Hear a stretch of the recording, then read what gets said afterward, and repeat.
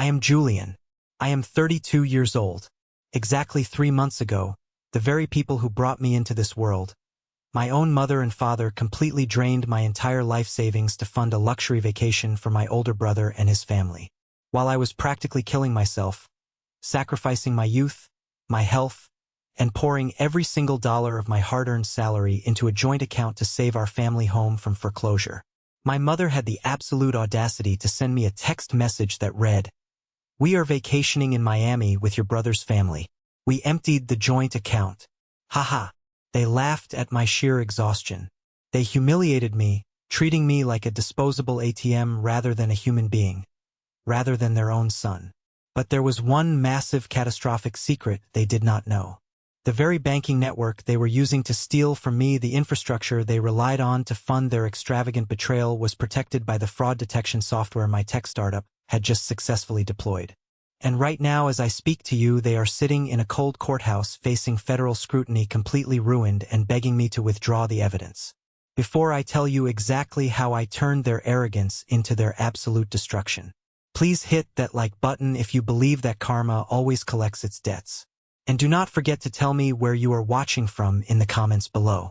Your support means the world to me. Now, let us go back to the exact moment my world shattered and how I built a new one from the wreckage. It was a typical freezing Tuesday morning in my tech startup office in downtown Wichita, Kansas. The sky outside was a bleak slate gray, but inside the atmosphere was electric. The smell of cheap, dark roast coffee filled the air, mingling with the hum of high-powered servers in the background. That hum usually gave me a deep sense of peace. It was the sound of progress. It was the sound of my future. I was in the middle of a massive make-or-break pitch with a prospective enterprise client. I was standing in front of a whiteboard, marker in hand, smiling and walking them through our latest cybersecurity protocols. My adrenaline was pumping.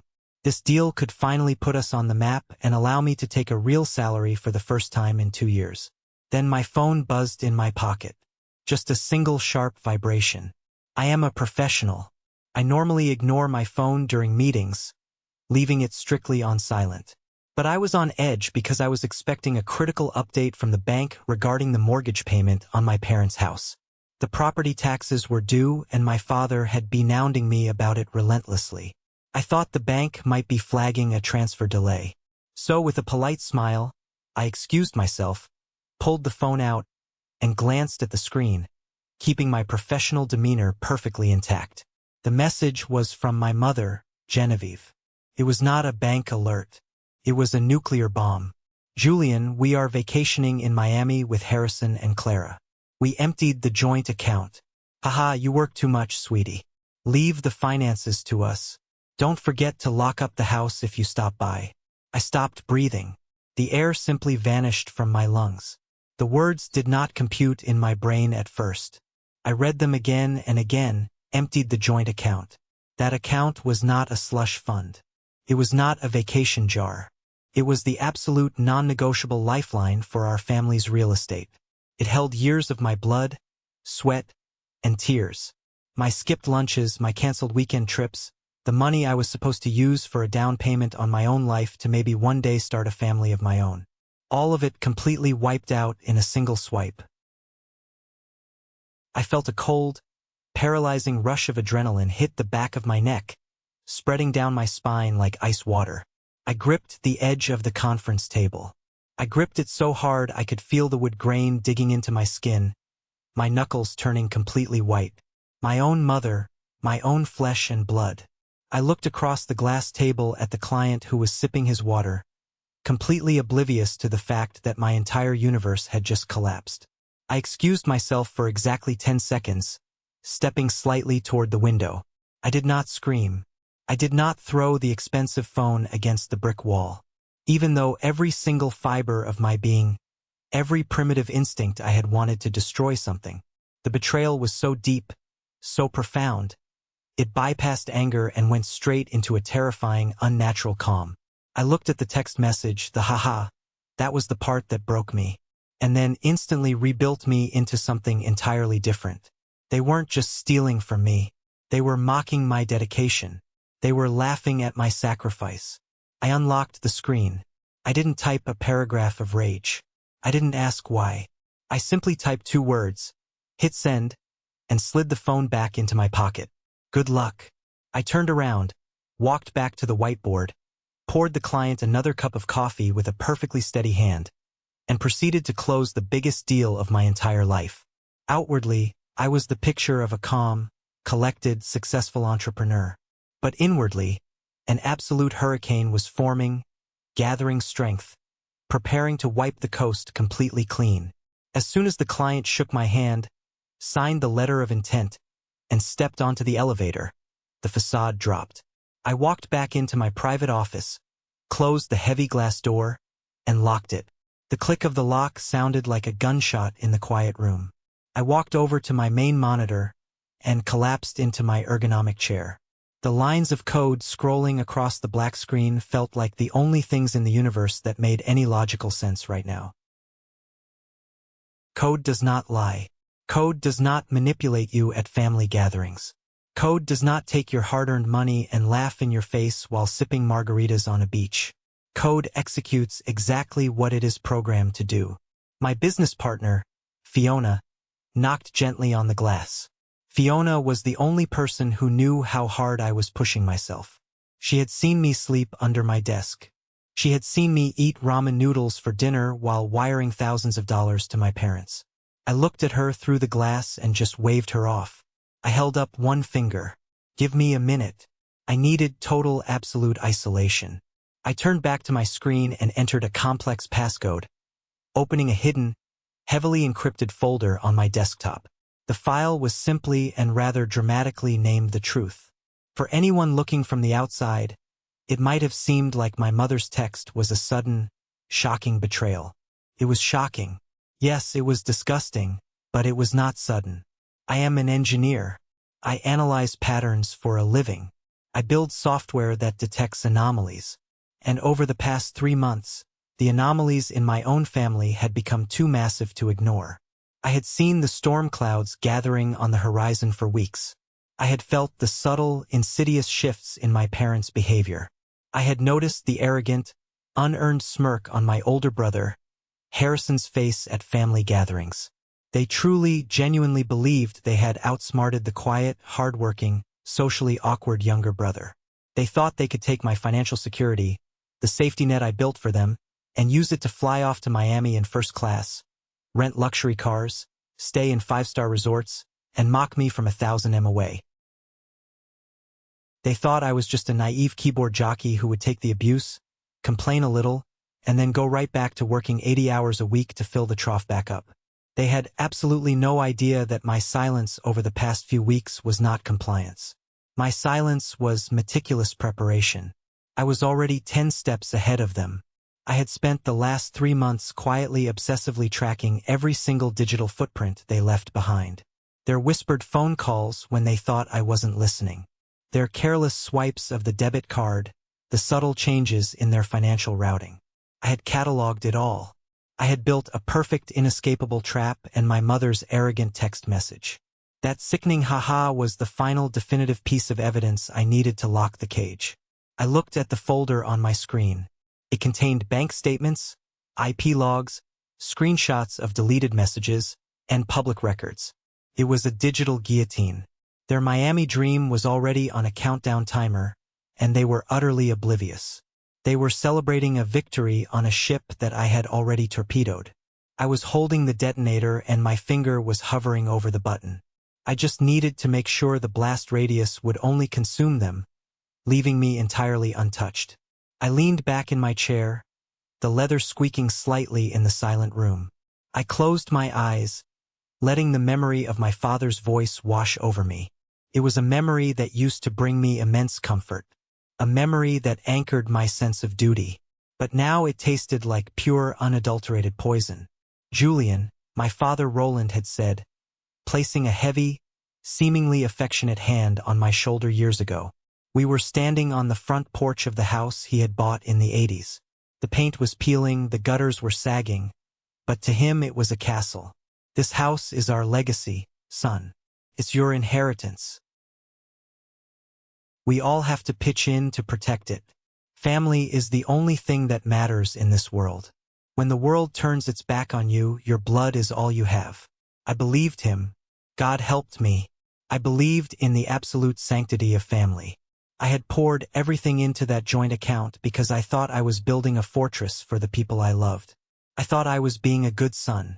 I thought I was earning my place in the family hierarchy, proving my worth through sacrifice and dedication. But a fortress built on lies, manipulation, and greed will eventually collapse under its own weight. I just never, in my darkest nightmares, expected that the people I was fiercely protecting from the outside world would be the ones to light the match and burn it down from the inside. I opened my eyes, the residual sadness completely burning away, replaced by a cold, calculating mechanical focus. I had to go back to the beginning to make sure every single piece of this puzzle was securely in place. I had to review the timeline not out of nostalgia, but out of a need for absolute precision. I thought the worst was over when I read that text message. I thought the initial shock was the hardest part. I was so incredibly wrong. The real nightmare wasn't the theft. It was discovering the depths of the deception that made the theft possible. Let me take you back to 3 months earlier. The Wichita winter was brutally cold, the kind of biting wind that seeps into your bones and makes you question why anyone settled in the Midwest. I was practically living in my office. My startup was in its fragile, terrifying early stages. We were building an advanced AI protocol for fraud detection, and it required insane life-draining hours. I was eating stale bagels for dinner, drinking terrible office coffee, and sleeping on a cheap, lumpy futon I bought from Walmart on clearance. I was taking absolutely zero salary from the company. Every single penny of profit, every ounce of revenue was being poured right back into the business to pay for server costs and keep the lights on. But despite my own poverty, I was still utilizing my rapidly depleting personal savings to keep the family mortgage afloat. My father Roland had convinced me a year prior to open a joint bank account. "The economy is tough, son," he would say over the phone, his voice dripping with that manufactured heavy paternal concern. "Your mother and I are on fixed incomes. The pension barely covers the groceries. Harrison has a family to feed. You know how expensive kids are. If we lose the house, we lose everything. We lose the family anchor." So I stepped up. I became the financial pillar of the family. I set up automatic transfers. Every single month, a massive chunk of my savings went directly into that joint account to cover the mortgage, the insurance, and the utilities. But lately, as the winter dragged on, Roland's calls had become more frequent, and his tone had shifted dramatically. It was no longer a polite request from a struggling father. It was an absolute demand from a dictator. I remember the exact phone call that started the alarm bells ringing in my head. It was a Tuesday evening around 8 p.m. I was deep in the zone, debugging a critical server error that was threatening to crash our entire database. My phone rang. It was Roland. "Julian." He barked into the phone, not even bothering to say hello. "The HOA sent a letter. The property taxes are up. We need another $1,000 in the joint account by Friday or they're going to put a lien on the house."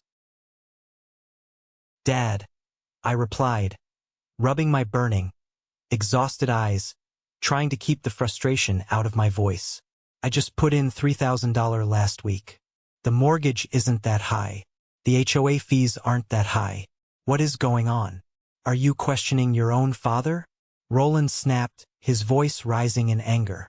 "Do you know what it costs to maintain real estate these days? The roof needs patching before the snow melts. The water heater is acting up again. If you don't want your inheritance to rot away into nothing, you need to contribute your fair share. Don't be selfish, Julian." My fair share. The words echoed in my head like a physical slap. I was paying for absolutely everything.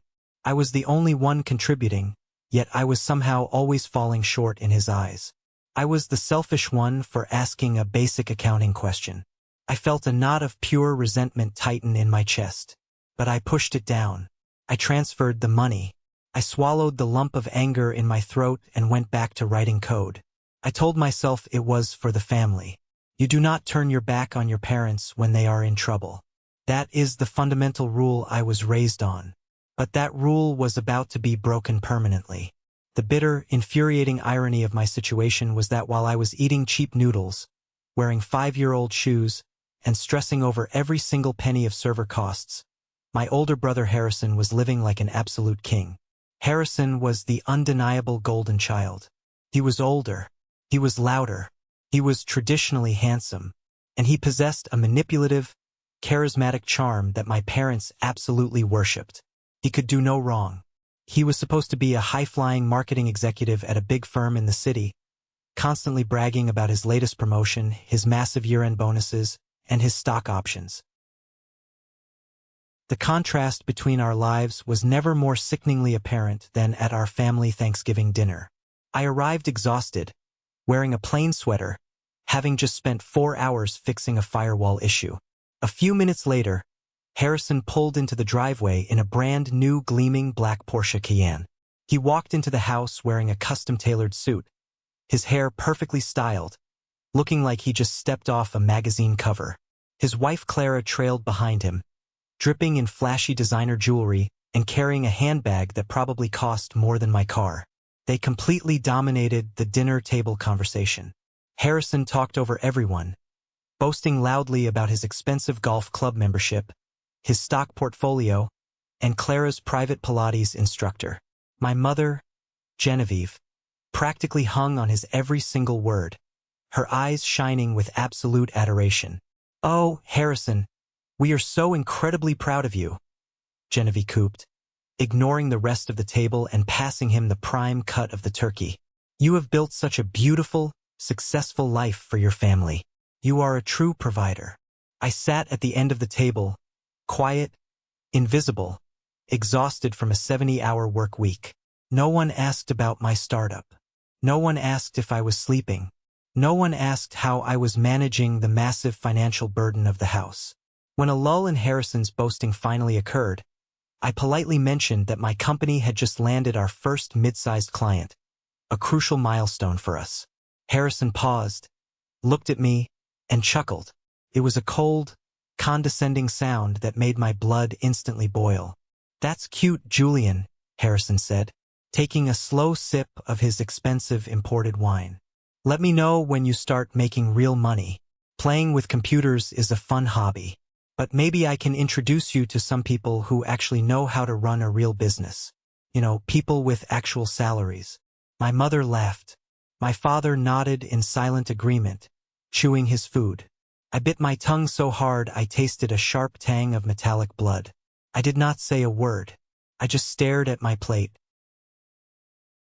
But as I watched Harrison confidently slice his turkey, a dark, unsettling, logical thought crept into my analytical mind. If Harrison was so incredibly wealthy, if he was such a massive success, why had he completely drained his own college fund years ago? Why was he never ever the one paying the emergency repair bills for the house? Why did the financial burden always without fail fall on the son who was supposedly just playing with computers? The math simply did not add up. And I hate bad math. The very next week, the fragile illusion of my family's integrity shattered into a million irreparable pieces. It was late at night around 2 a.m. I was having trouble sleeping, my mind racing with code architecture and unpaid invoices. I decided to log into the joint banking portal just to verify that the property tax check my father had demanded the week prior had actually cleared the account. I scrolled past the usual mundane utility bills, the grocery store runs, the pharmacy charges. Then my eyes locked onto a line item that made my heart physically stop beating for a second. A withdrawal $5,000. The merchant name read Oasis Travel and Leisure Miami, Florida. I leaned into my monitor, staring at the screen for a full agonizing minute. $5,000. The mortgage was not due for another 2 weeks. The property taxes were allegedly already paid. We did not have a family vacation planned. My parents had not traveled out of state since a funeral 5 years ago. They constantly complained about being on a fixed income. I immediately pulled up the detailed transaction history, my hands shaking slightly over the keyboard, my stomach twisted into a tight, sickening knot. The charge was linked directly to the debit card issued to my mother, Genevieve. I did not confront them immediately. Confrontation based on an assumption is a tactical error. I am an engineer. I gather hard data before I execute a command. I need proof. The next morning, as soon as normal business hours began, I called Oasis Travel and Leisure. I put on my best, most polite customer service voice, pretending to be confirming an itinerary for my mother. A cheerful woman named Evelyn answered the phone. "Oh, yes, Mr. Keller," Evelyn said warmly, the sound of typing clicking in the background. "I have Genevieve's booking right here. Is a wonderful package for first-class tickets to Miami, a penthouse suite at the Grand Azure Resort, and a luxury SUV rental waiting at the airport. The deposit was $5,000, and the remaining balance of $8,000 will be charged to the same card next month. Can I help you with the dietary preferences for the flight?" The room started spinning. The air felt thin. "For tickets?" I asked, my voice barely a whisper, struggling to maintain my composure. "Yes, sir," Evelyn chirped. "For Genevieve, Roland, Harrison, and Clara. Sounds like a lovely family getaway." I hung up the phone without saying goodbye. I sat in silence for a long time. My own family. My parents were actively, maliciously taking my money. The money I literally bled for to keep a roof over their heads. To take my millionaire brother and his snobby wife on a first-class luxury vacation. They were stealing my future to fund his leisure. The betrayal was so deep, so profound. It felt like a physical blow to the chest, leaving me bruised and gasping for air. I needed to talk to someone. The weight of this discovery was crushing me, and I could not carry it alone. I felt like I was losing my grip on reality. I called my Uncle Silas. Silas was my father's younger brother, the one person in the family who always seemed reasonable, grounded, and sane. He was the uncle who used to take me fishing when I was a kid when my dad was too busy fawning over Harrison. We met at a quiet, run-down diner on the edge of town. I slid the printed bank statements and the notes from my call with the travel agency across the sticky Formica table. Silas looked at them, his face completely impassive. He didn't gasp. He didn't look shocked. He just took a slow, deliberate sip of his black coffee. "Silas, they are stealing from me," I said, my voice cracking with a mixture of grief and rage. "They are literally embezzling the house fund to pay for a luxury vacation for Harrison. The money I gave them for the roof, for the taxes, it's all gonna first-class tickets." Silas sighed, a heavy patronizing sound that instantly made my skin crawl. He pushed the papers back across the table toward me, face down. "Julian, you need to calm down," Silas said, his voice smooth and dismissive. "It is just money. You're young. You can make more. Your parents are getting older. They haven't been on a trip in years. They deserve a break.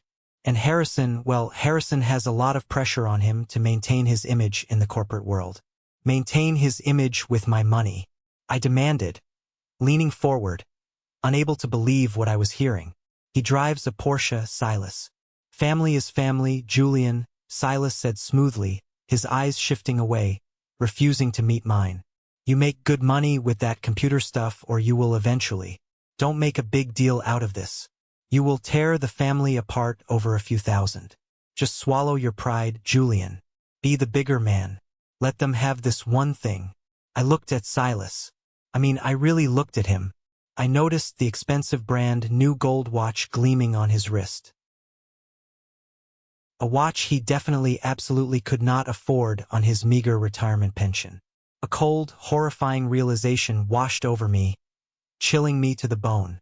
Silas was not trying to comfort me. He was not trying to keep the peace. He was trying to silence me. He was part of the ecosystem of lies.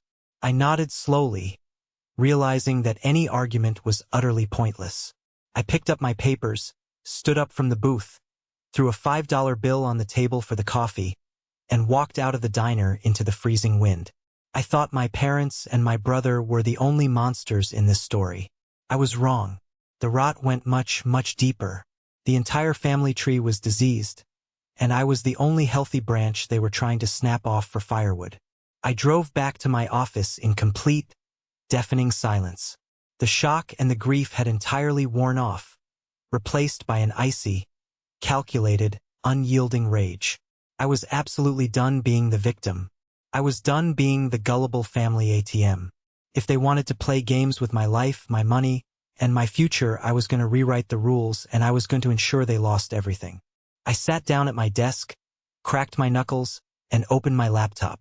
Months ago, I had been quietly, unceremoniously removed from a family group chat on an encrypted messaging app. They claimed it was a glitch and accidental swipe by my mother. I knew it wasn't, but at the time I hadn't cared enough to force my way back in. Now I cared deeply. Using a few back-end vulnerabilities I had discovered while testing the security protocols of my own software, I bypassed the app's admin restrictions. It took me less than 20 minutes to quietly mirror the entire chat history directly to my secure local drive. I didn't want to alert them. I just wanted to read what they were saying when they thought I wasn't in the room. The screen populated with hundreds of messages. I scrolled back to the date the $5,000 Oasis travel agency charge was made. What I read made me physically sick to my stomach. Harrison, are you sure Julian isn't going to notice the $5,000 missing from the account? He checks that thing like a hawk. Genevieve. Oh, don't worry about Julian, sweetie. He's so buried in his little startup, he barely knows what day it is. Besides, he's used to paying the bills. If he notices, I'll just tell him the water heater exploded. Clara, thank God. I desperately need a tan, and this winter is depressing and Harrison needs to get away from the stress of the city. We deserve this. Harrison, don't worry, Mom. Once my big deal closes, I'll put the money back. Julian won't know until the money is already spent. It's foolproof. Let the tech nerd fund the lifestyle for a bit. They weren't just taking my money. They were actively, maliciously mocking my dedication. They viewed my hard work, my late nights, my sacrifices as a weakness to be exploited for their amusement. I took high-resolution screenshots of every single message. I archived the metadata to prove the dates and times. I backed everything up to 3 separate, heavily encrypted secure servers. I was building a federal prosecution file, and they were handing me the evidence on a silver platter while laughing about it. But as I read and reread the chat logs, my analytical mind kept returning to a specific phrase Harrison used. Once my big deal closes, I'll put the money back. Harrison was supposedly a wealthy, highly successful marketing executive. Why did he need my parents to embezzle money to fund his vacation? Why didn't he just pay for it himself? It made no logical sense. The Porsche, the tailored suits, the arrogant demeanor, it was all a facade. But what was underneath it? I dug deeper. I abandoned my startup coding for the night and started running comprehensive background checks using public financial databases, court records, and some highly specialized investigative software my company had access to for fraud analysis. I looked into Harrison's glorious marketing firm. It took me less than 3 hours to completely unravel the lie. I uncovered the massive, ugly truth that the entire family was desperately trying to hide. Harrison had not received a promotion in 3 years. In fact, he was not even working. He had been placed on administrative leave 6 months ago pending an internal investigation for gross negligence. But that wasn't even the worst part. I found a series of public civil court filings under a slight variation of his name, using his legal first name and my mother's maiden name to hide it from a casual search. Harrison was drowning in a spectacular ocean of debt. Not mortgage debt, not student loans, casino debt. He owed tens of thousands of dollars to a high-stakes, ruthless gambling syndicate in Nevada. The luxury Porsche leased and 3 months behind on payments, facing imminent repossession. The expensive suits, maxed out, high-interest credit cards. The Miami trip wasn't just a family vacation. It was a celebration of a financial bailout. I cross-referenced the dates of the court filings with the joint account. The same week, my parents started demanding higher property tax and roof repair contributions from me. A massive lump sum payment was wired to a debt collection agency in Las Vegas. My parents hadn't just bought him plane tickets. They had been systematically draining my savings for months to pay off Harrison's massive gambling debts, so his snobby wife Clara wouldn't file for a messy divorce and drag them all into a humiliating custody battle. They had sacrificed my entire future, my financial stability to protect Harrison's pathetic, crumbling lie. I leaned back in my chair, staring at the ceiling, the glow of the monitor illuminating the dark office. The sheer magnitude of the deception was breathtaking. I didn't feel sad anymore. The grief was gone. I felt incredibly powerful. I knew absolutely everything. They knew absolutely nothing. The chessboard was set and I had already won. The next afternoon, right on schedule, my phone rang. It was Roland. I let it ring 3 times, took a deep breath to steady my heart rate, and answered, putting on my best, most compliant son voice. "Julien," Roland said, his voice carrying that familiar, heavy, theatrical tone of a burdened patriarch facing an insurmountable crisis. "I was looking at the accounts this morning. The roofer just came by and gave us a final estimate. This is bad, son. Really bad. We need another $2,000 by tomorrow morning or water is going to start leaking directly into the living room ceiling." It was an absolute masterclass in emotional manipulation. If I hadn't seen the Oasis travel agency receipts, if I hadn't read the disgusting group chat logs, if I hadn't uncovered the Vegas gambling debts, I would have believed every single word. I would have felt the guilt clawing at my chest and I would have emptied my wallet. 2,000? I asked, keeping my voice perfectly neutral, playing the role of the stressed but beautiful son. That's a lot of money on short notice. Dad, I'm barely making payroll at the startup this week. I know it is, Julien. Roland sighed, playing the victim with Oscar-worthy precision. But family steps up when times are tough. You want this house to be yours one day, don't you? Your inheritance, your legacy is tied to this real estate. Harrison is completely tapped out with his new business investments, so I have to rely on you. You're my rock, Julien. He lied with such absolute terrifying ease. It was chilling to listen to him breathe life into a total fabrication. All right, Dad, I said smoothly, forcing a tone of reluctant agreement. I'll see what I can move around. Let me check my liquid funds, talk to Fiona about delaying some server payments, and get back to you by tonight. Good boy, Roland said, a very distinct hint of a triumphant smirk audible in his voice. I knew I could count on you. Love you, son. He hung up. I immediately logged into my personal banking portal, but I didn't transfer a single dime to the joint account. Instead, I executed a secure wire transfer, moving every single penny of my personal savings, my emergency fund, and my startup's operational capital into a brand new, highly secure account at a completely different banking institution across the country. I left exactly 42 cents in my old checking account. The Bank of Julien was officially and permanently closed for business. Let them try to squeeze blood from a stone. The next morning, I did not go to my startup. I put on my only good suit and walked into a sleek glass-paneled high-rise in the financial district. I wasn't there for a tech pitch or an investor meeting. I was there to see Valerie. Valerie was a high-powered corporate attorney who specialized in complex financial disputes, asset recovery, and civil litigation. She was known as a shark in a tailored suit. And right now, I needed the biggest, most ruthless shark in the ocean. I sat across from her massive polished mahogany desk and placed a thick, heavy manila folder perfectly centered between us. What are we looking at here? Julien, Valerie asked, her sharp, intelligent eyes scanning my face, sensing the gravity of the situation. Systemic fraud, I said clearly, my voice cold and steady. Financial abuse, embezzlement under false pretenses. Technically, it's a family matter, but I want it treated like a ruthless corporate crime. No mercy. Valerie opened the folder. For the next 20 minutes, there was dead silence in the room, save for the rustling of paper. She meticulously reviewed the bank statements, the Oasis travel agency receipts, the printed screenshots of the encrypted group chat, and the public records of Harrison's Vegas gambling debts that I had compiled. I watched her face. She didn't gasp. She didn't offer fake sympathy. She just methodically flipped the pages, her expression growing colder, sharper, and more intensely focused. Let me summarize, Valerie said, tapping her expensive silver pen on the desk. They used a joint account explicitly intended for real estate maintenance and property taxes to pay off personal casino debts and book luxury travel. Furthermore, they actively continuously deceived the primary fooner of the account.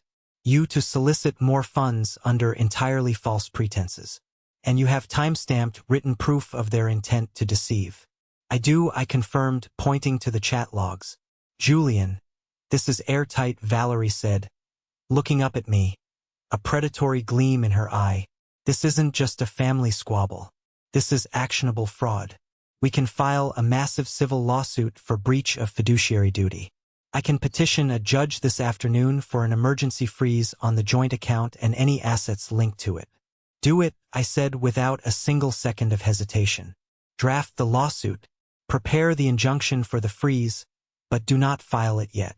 I want the trap to snap shut when they are fully exposed, when it hurts them the absolute most. Valerie smiled, a sharp, incredibly dangerous smile. You are a very patient, very dangerous man. Julian, I'm an engineer, Valerie. I don't build systems to fail. I build them to execute perfectly. While Valerie prepared the legal guillotine, ensuring the paperwork was flawless, I had to ensure the technical trap was equally inescapable. I returned to my startup, shedding the suit and getting back to the code. My partner Fiona and I had been working relentlessly for the past 8 months to secure a massive game-changing enterprise contract with Apex National Bank. Coincidentally, or perhaps by divine intervention, Apex National was the exact banking institution where my parents held their joint account, their personal checking, and their credit lines. Our proprietary software named Sentinel AI was a masterpiece of code. It was designed to monitor real-time transaction data across millions of accounts and instantly flag, isolate, and freeze accounts showing signs of coordinated fraud, embezzlement, or federal financial crimes. Mr. Alden, the CEO of Apex National, a stern, uncompromising man who valued institutional security above all else, sat in our conference room reviewing the final deployment contract. Julian, if this software works exactly as you claim in the stress tests, it will save this bank millions in liability and federal fines. Mr. Alden said, uncapping his pen and signing the thick document. We are integrating Sentinel directly into our mainframe this weekend. It will have full autonomy to lock down suspicious activity.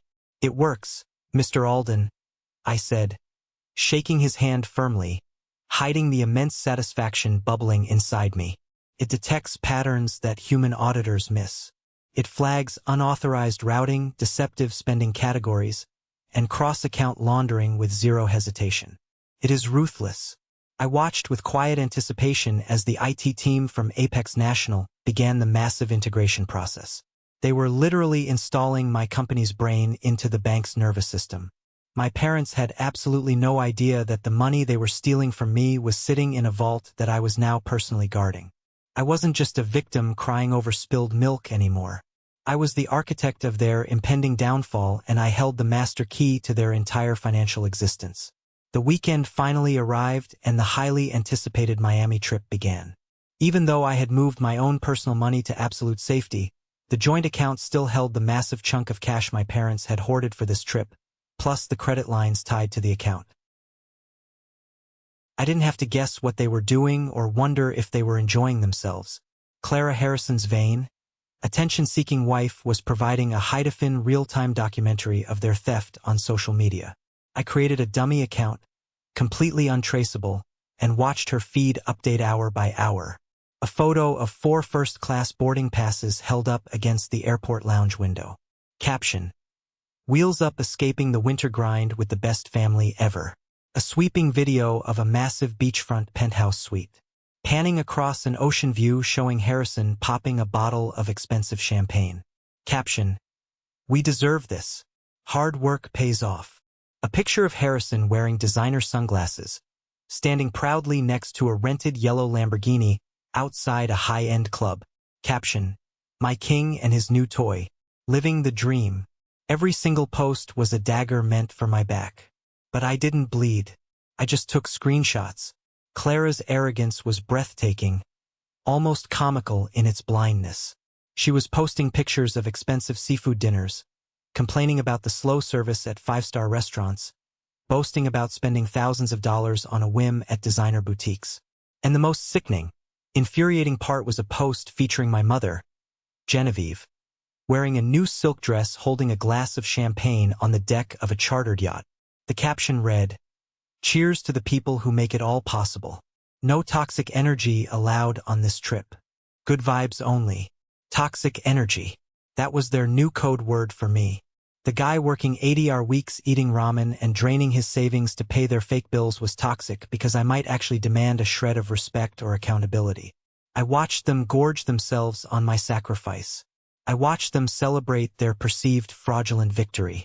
Let them drink the champagne. Let them drive the Lamborghini. The bill was coming and it was going to destroy their lives permanently. It was Tuesday morning. The trap was fully armed. The software was integrated and the legal paperwork was sitting on a judge's desk.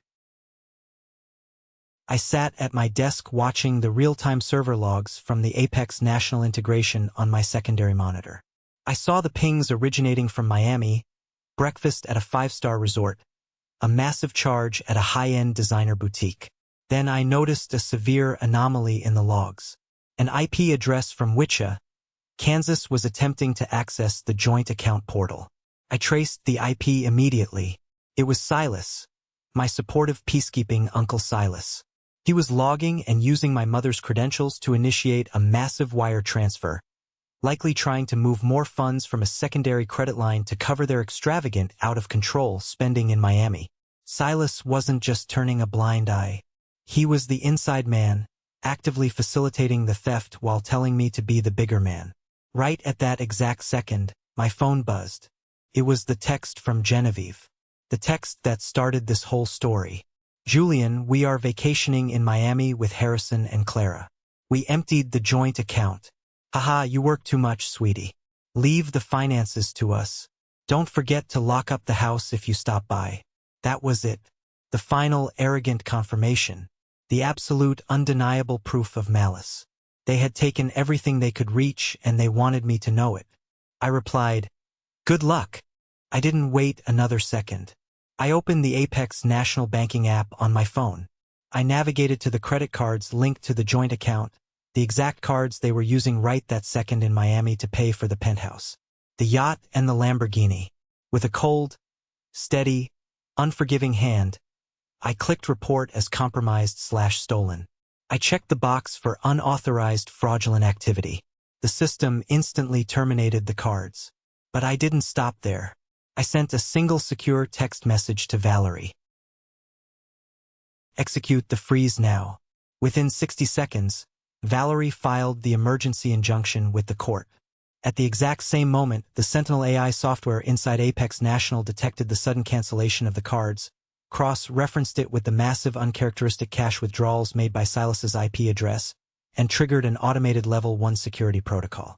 The joint account wasn't just frozen. It was completely locked down by federal banking regulations pending a massive fraud investigation. Every card, every line of credit, every asset tied to their names at that bank was instantly vaporized. I leaned back in my chair, picked up my cheap office coffee, and took a slow, deeply satisfying sip. The silence in my office was beautiful. In Miami, the hurricane had just made landfall, and they were standing on the beach without an umbrella. I thought I knew what revenge tasted like, but I was so incredibly wrong. Tasted much, much better than I ever imagined. The silence in my office, which I had cultivated so carefully, was shattered 20 minutes later by the most chaotic, relentless, and desperate sequence of phone calls I have ever experienced. My phone became a hot coal in my hand, vibrating incessantly against the mahogany desk, acting as a rhythmic, jarring reminder of the massive storm I had just unleashed upon their carefully curated, parasitic lives. First, it was my mother, Genevieve. I didn't even have to look at the screen to know it was her. I answered and her voice hit my ear with a shrill, hysterical, jagged pitch that I didn't even recognize as human. It was a sound stripped of all maternal warmth, replaced by pure, unadulterated, blinding entitlement. "Julian, what have you done? You listen to me right now. The clerk just told us our cards are declined. We're at the checkout of the designer boutique and there's a massive line behind us. People are staring. They're whispering. Julian, fix this right now. Do not embarrass us like this. How dare you play these games with us?" I didn't answer.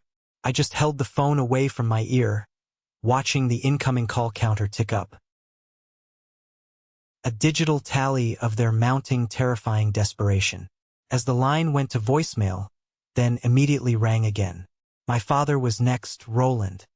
He was screaming, not at me, but at the air, his voice echoing with the unmistakable primal panic of a man who had suddenly violently realized he was completely, utterly powerless for the first time in his entire life. Julian, pick up the phone. We're stuck at the resort front desk. They're telling us our reservation is flagged for payment failure. The manager is talking about calling local security. Pick up. Damn you. Use your business credit line. Fix this now or so help me. You will regret this for the rest of your life. I felt a cold, sharp, and deeply earned thrill of satisfaction. But I didn't gloat out loud. I didn't say a word. I stayed professional. I stayed silent. I was a man of business. And right now, business was dealing with the catastrophic, overdue fallout of their choices. I turned my phone off, placed it face down on my desk, and took a long, slow, steadying breath. I knew exactly what was happening in Miami. The Sentinel AI had not just flagged the account. It had initiated a Level 1 security lockdown. That meant the bank had effectively frozen every single liquid asset, credit line, and debit access point associated with the joint account. They weren't just embarrassed. They were trapped in a foreign city with no way to pay for a room, a meal, or a plane ticket home. They were experiencing for the first time the total vulnerability I had lived with for months.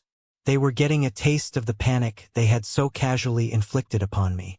The real trap, however, was waiting for them back in Wichita. They were going to have to fly back to Kansas, likely having to beg or borrow from some poor soul who didn't know the truth yet to face the music. And when they did, they were going to find that the comfortable parasitic life they had built on my back had evaporated into thin air. 2 days later, I was sitting in the back of a small wood-paneled courtroom. The atmosphere was stifling, smelling of stale coffee, industrial floor wax, and the dry, suffocating scent of old, dusty legal documents. The air conditioning was buzzing with a mechanical hum that grated on my nerves. My lawyer, Valerie, sat beside me, her briefcase open, her demeanor as cool and sharp as a surgeon's blade. She had spent the last 48 hours preparing every single piece of evidence, turning my months of quiet, meticulous data collection into a legal trap that was impossible to escape. She didn't look at the opposition. She only looked at the truth, and she was ready to dismantle them piece by piece. Across the aisle they arrived. Roland, Genevieve, and Harrison.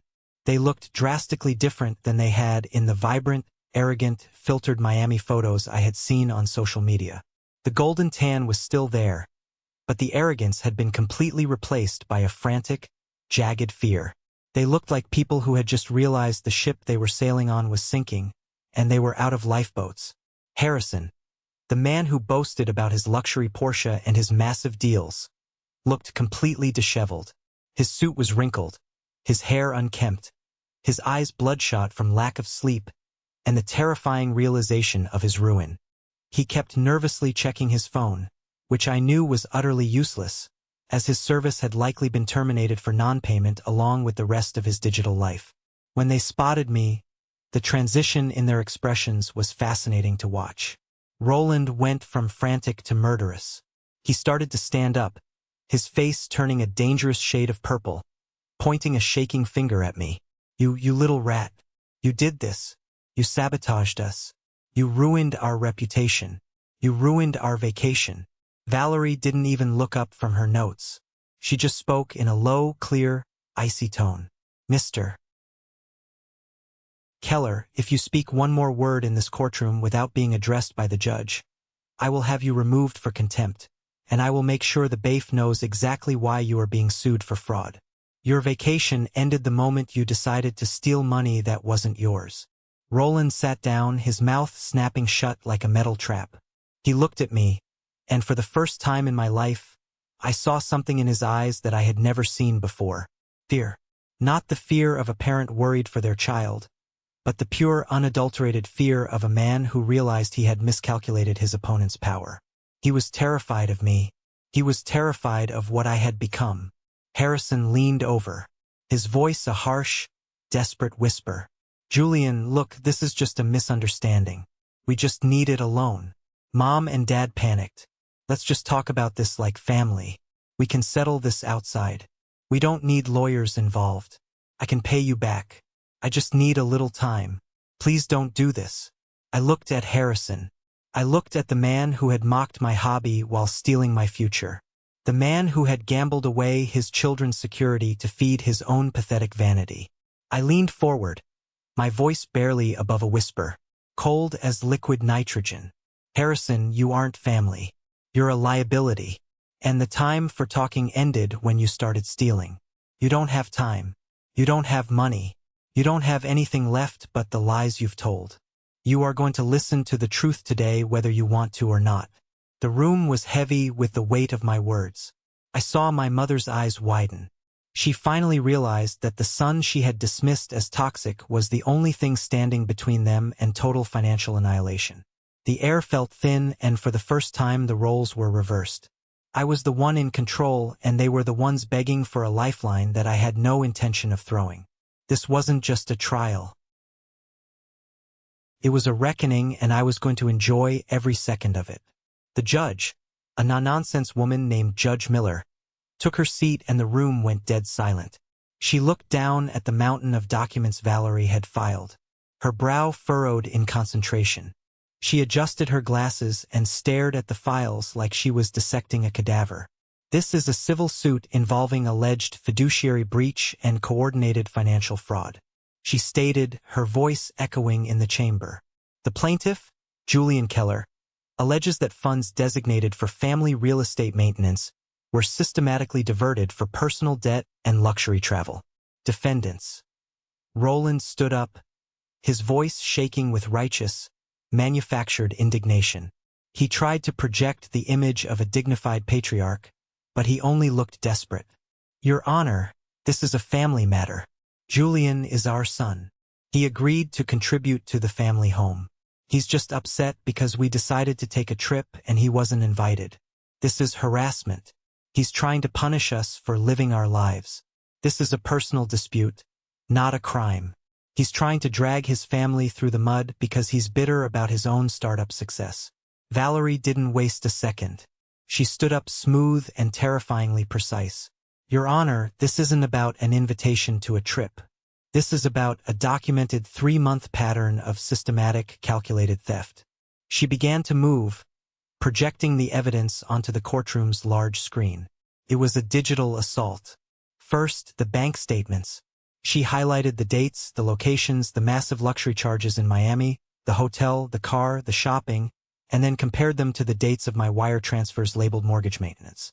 It was undeniable.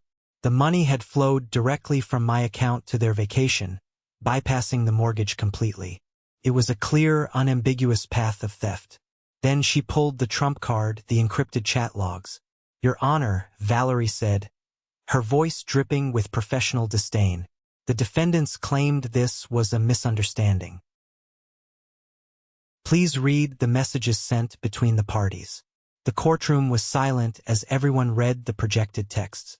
Harrison's mocking comments about my startup. My mother's casual, cruel dismissal of my hard-earned savings as something I wouldn't miss. The evidence was damning. But that wasn't the twist. That was just the foundation. The real revelation was still coming. And I could see the sweat beading on Harrison's forehead, glistening under the bright fluorescent courtroom lights. "And now," Valerie said, her voice dropping, "for the matter of intent, we need to look at where the rest of the funds went." She pulled up the public financial records I had uncovered. She showed the court the massive recurring wire transfers from my parents' joint account to the Vegas gambling syndicate. The defendants weren't just taking money for a trip. They were bailing out the eldest son's illegal gambling debts, effectively using the plaintiff's income to fund a criminal enterprise. The courtroom gasped. The gallery was buzzing with whispers. Harrison's face turned white, then a sickly shade of gray. My mother covered her mouth with her hand, starting to sob. But it was the performative, frantic sobbing of someone who realized the jig was finally up and there was no way out. "But Your Honor," Harrison blurted out, losing his composure. That's not relevant. Julian agreed to the account. It was family money. Julian agreed to an account for mortgage maintenance. Valerie corrected him sharply, silencing him instantly. Not for the Oasis travel agency or Las Vegas debt collection. And here is the piece to resistance, the element that makes this a federal issue. She motioned to the back of the courtroom, and Mr. Alden, the CEO of Apex National Bank, walked up to the witness stand. The court went completely still.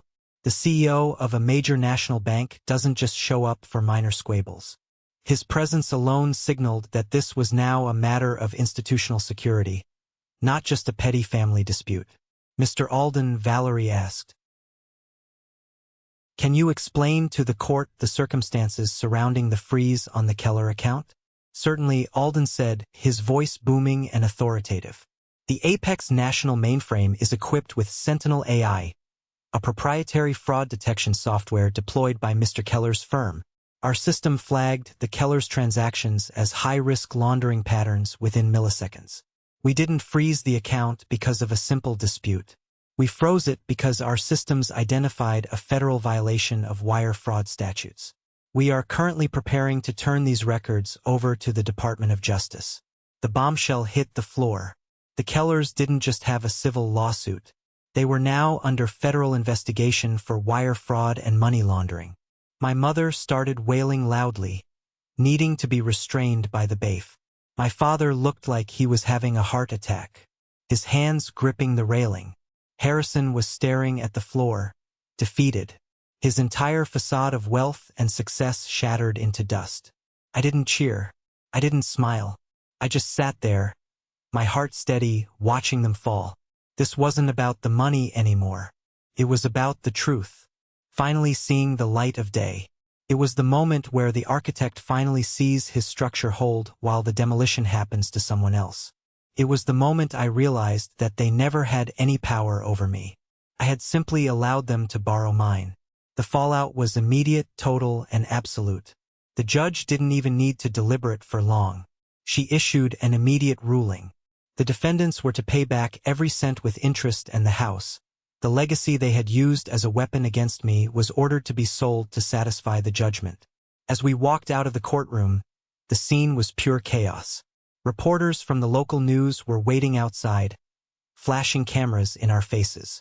The story of the tech entrepreneur who took his thieving family to federal court had leaked through the grapevine. And in Wichita, it was the only thing anyone was talking about. Harrison was shoved into a taxi by Clara, who was already screaming about lawyers and alimony, her face twisted in rage. I watched them go. My brother, the golden child, was now a broke, disgraced gambling addict with a federal investigation hovering over his head.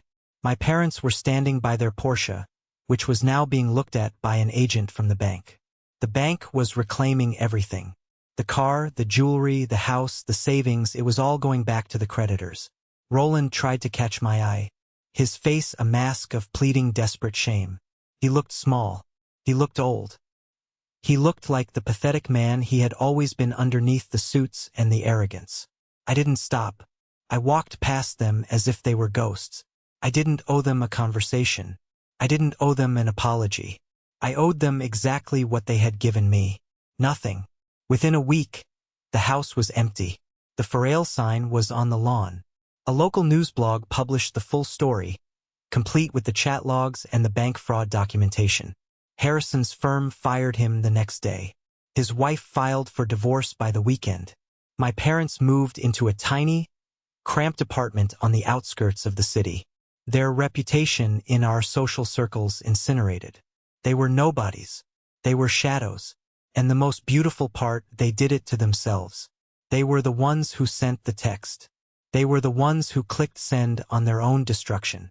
They had chosen to trust in the illusion of Harrison's success rather than the reality of my dedication.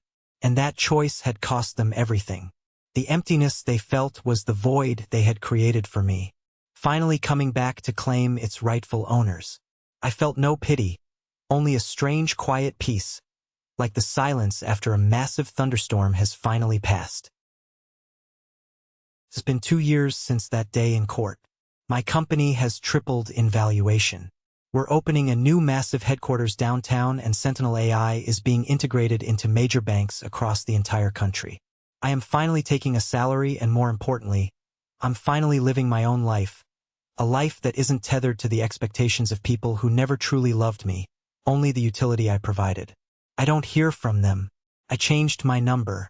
I moved into a house that I bought for myself, not for a family, not for a legacy, but for the man I became in the process of saving myself. I have filled my home with things that I love. Things that represent my own tastes and my own hard work.